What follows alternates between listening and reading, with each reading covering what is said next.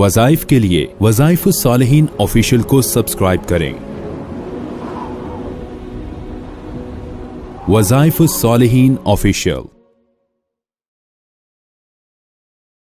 किसी भी काम शुरू करने से पहले एक वजीफ़ा है जिसे आप इस्माइली वजीफ़ा कहें तो गलत नहीं होगा। हज़रत सैयदना इस्माइल अलैहिस्सलातु वस्सलाम के अल्फाज हैं जो अल्लाह ने कुरान पाक के अंदर नकल फरमाए। जो इंसान काम शुरू करने से पहले ये अल्फाज पढ़ ले, अदा कर ले, अल्लाह तबारक व तआला उस काम, उस मेहनत और उस चीज़ की आजमाइश से उसको बचा लेते हैं और नुकसान से बचा लेते हैं। जैसे अगर शादी होती है, शादी से पहले मर्द या औरत ये पढ़ लें, कोई कारोबार शुरू करते हैं उससे पहले पढ़ लें, कोई घर बनाना शुरू करते हैं उससे पहले पढ़ लें, किसी भी काम के आगाज से पहले इसको पढ़ लेंगे, अल्लाह उसकी आजमाइश से इसको बचा ले। हजरत इस्माइल अलैहिस्सलातु वस्सलाम का वजीफा क्यों कहा जाता है कि हजरत इस्माइल अलैहिस्सलाम अल्लाह के वो बरकजीदा पैगंबर हैं जिन्होंने बिनाए काबा में अपना मैन करदार अपने वालिद हजरत इब्राहीम अलैहिस्सलाम के साथ अता फरमाया था। उनकी अदायगी तामीर में और फिर उसके बाद बैतुल्लाह को आबाद करने में और फिर बैतुल्लाह की आबादी में अल्लाह के हुजूर दुआ करने में, और आज तक बैतुल्लाह आबाद है और क़यामत तक आबाद रहेगा। अल्लाह ने उनकी नस्ल में हजरत इस्माइल अलैहिस्सलातु वस्सलाम की नस्ल में हजरत मोहम्मद सल्लल्लाहु अलैहि वसल्लम को पैदा फरमाया। गोया कि हमारे नबी सल्लल्लाहु अलैहि वसल्लम के वो दादा हैं और फिर हमें तो उनसे वैसे ही ज्यादा उनसीयत है, मोहब्बत है। तो ये आपको बड़ा बेहतरीन तोहफा मैं दे रहा हूँ, हजरत इस्माइल अलैहिस्सलातु वस्सलाम का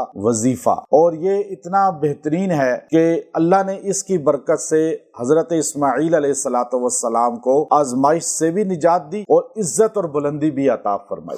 अब ये अल्फाज कैसे हैं? अल्फाज नबी इस्माइल के हैं और जीनत कुरान पाक की बने, और फिर हमारे नबी सल्लल्लाहु अलैहि वसल्लम ने इन अल्फाज को अता फरमाकर इस पर मजीद जो है बरकत का नुज़ूल फरमाया। और अब क़यामत तक हर मुसलमान कुरान पाक की तकमील करेगा तो ये अल्फाज जरूर पढ़े। लेकिन चूंकि हम अल्फाज को पढ़ते जाते हैं और तोते की तरह गुजरते जाते हैं, हमें नहीं होता पता कि हम कितने भरपूर जो ईमान से हैं कलिमात और अल्लाह की कुदरत और ताकत को लेने के और अल्लाह की कुदरत और ताकत के शाहकार हैं, वो हम नज़रअंदाज कर देते हैं।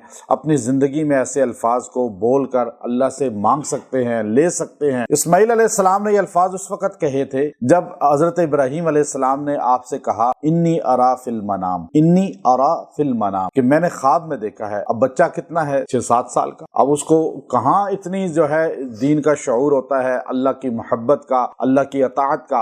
आज के बच्चों को देखें, वो तो 16-17 साल के होकर भी उन्हें दीन का शऊर नहीं है, माँ बाप उनको नहीं सिखा रहे। तो ये बच्चा 6-7 साल का, अल्लामा इकबाल ने इसलिए तो कहा था कि ये किस चीज की कमाल था कि मकतब ने या किस चीज ने हजरत इस्माइल को अदाब फर्जंदी सिखाए थे, माँ की गोद ने सिखाए थे। जब माँ टीवी ड्रामे देखेगी, फिल्में और गाने सुनेगी और रोडों पे निकलेगी और इधर उधर फिरेगी बाजारों में और खुद दीन को छोड़ेगी, तो उसका बच्चा कभी इस्माइली नहीं बन सकता। फिर इस्माइल अलैहिस्सलाम का मानने वाला, इस्माइली से मुराद वो इस्माइली नहीं है जो हमारे यहाँ कहलाते हैं, वो हजरत इस्माइल अलैहिस्सलातु वस्सलाम और इब्राहीम अलैहिस्सलाम तौहीदी थे, मुवहिद थे।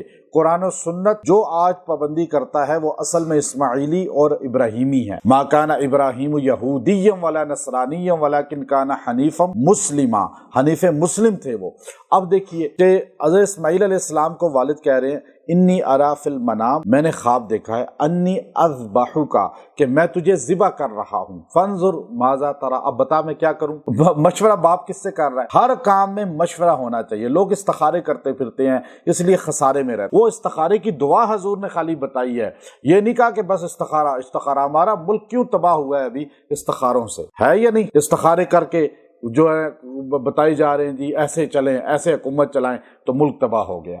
इस्तिखारे इसलिए नहीं होते, ये लफ्ज़ इस्तिखारा को लोग गलत यूज़ करते हैं, ये मशवरा असल होता है। इब्राहीम अलैहिस्सलाम ने ख्वाब देखा, वो कहते हैं मैं इस्तिखारा कर लेता हूँ। लोग रिश्ते का इस्तिखारा किया जी सही नहीं आया। भाई आप कौन से वलायत के मकाम पर है कि आपका इस्तिखारा बिल्कुल ठीक है? इस्तिखारा नहीं है लाजमी, मशवरा लाजमी। इसलिए इस्तिखारे के चक्करों में ना पड़ें कि हर बंदे से इस्तिखारा इस्तिखारा इस्तिखारा, मुझे ख्वाब नहीं आई, ये सब झूठ। हाँ, खाली 2 नफल पढ़ो, इस्तिखारे की दुआ पढ़ो, उसके बाद बस नज़र कुछ आए या ना आए वो काम कर लो, अल्लाह मदद देगा, बस इतनी बात है। और मशवरा नबी से कर रहा है, नबी बच्चे से कर रहा है। क्या मशवरा?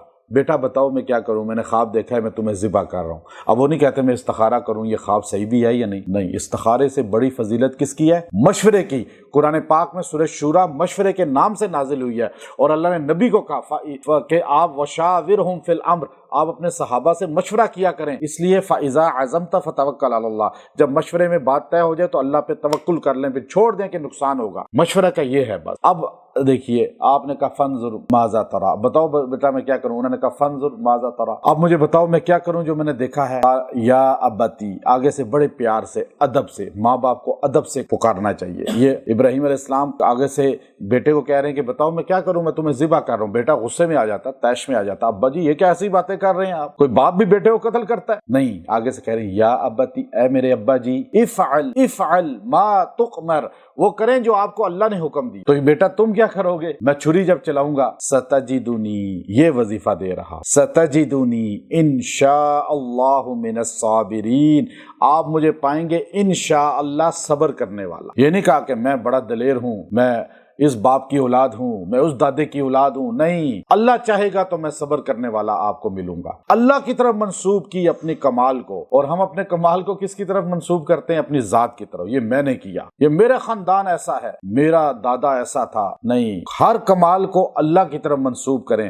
اب آپ کوئی بھی کام شروع کرتے ہیں، اب دیکھیں ابراہیم علیہ السلام نے لٹایا، فلما اسلم وتلہ للجبین، اب ماتھے کے بل لٹایا کہ چہرہ بیٹے کا دیکھ کے کہیں محبت غالب نہ آ جائے، اپنی آنکھوں پہ پٹی باندھ لی اور چھری چلانا شروع کی۔ اب وہ ستجدونی انشاءاللہ اتنا قبول ہو گیا تھا اللہ کے نزدیک کہ اللہ تعالیٰ نے جنت سے مینڈھا دمبا لا کے ذبح کرا دیا، اور صدقت الرؤیا کا اے ابراہیم تیرا خواب سچا ہو گیا، بیٹے کی قربانی قبول ہو گئی۔ اب قیامت تک جو بندہ بکرا، دمبا، کوئی بھی قربانی ذبح کرے گا، اللہ اس کو اسی طرح اجر دے گا گویا کہ اس نے اپنی اولاد اللہ کے لیے قربان کر۔ محبت کو اللہ دیکھتا ہے، اللہ قربانی کو کی نیت کو دیکھتا ہے۔ اب یہ جملہ جو ہے آپ کوئی بھی کام شروع کریں، چونکہ قربانی سے پہلے اسماعیل علیہ السلام نے کہا نا، اپنی جان دینے کے ارادے سے پہلے، تو آپ نے کہا اللہ نے چاہا تو انشاءاللہ لازمی ہر بات میں کہیں، یہ نہیں کل آپ آپ نے اتنے پیسے ادائیگی کرنی ہے، ہاں میں کل دے دوں گا، ہو جائیں گے، بے فکر ہو جاؤ، نہیں، یہ جملہ نہیں۔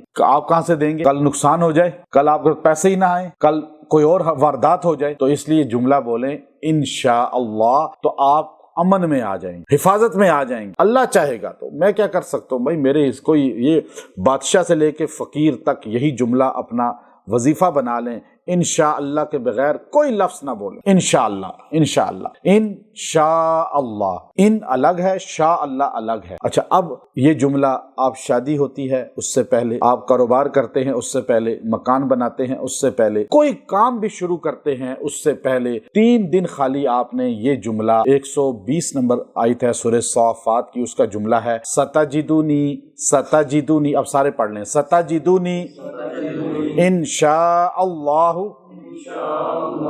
من الصابرین۔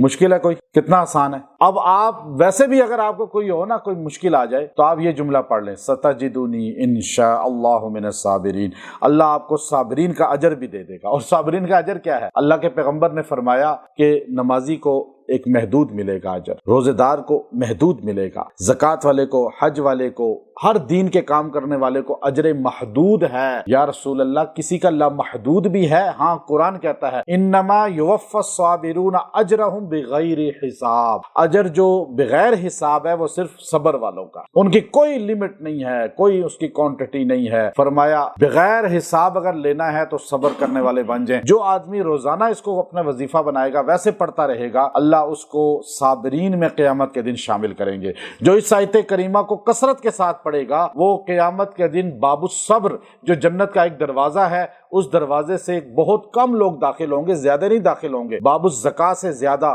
باب الحج سے زیادہ، باب جو صلاح ہے اس سے زیادہ، باب الصوم ہے اس سے، باب الریان ہے اس سے بہت زیادہ داخل ہوں گے۔ لیکن جو 8 دروازے ہیں ان میں ایک باب الصبر ہے، اس میں بہت تھوڑے لوگ ہوں گے۔ وآخر دعوانا ان الحمد للہ رب العالمین۔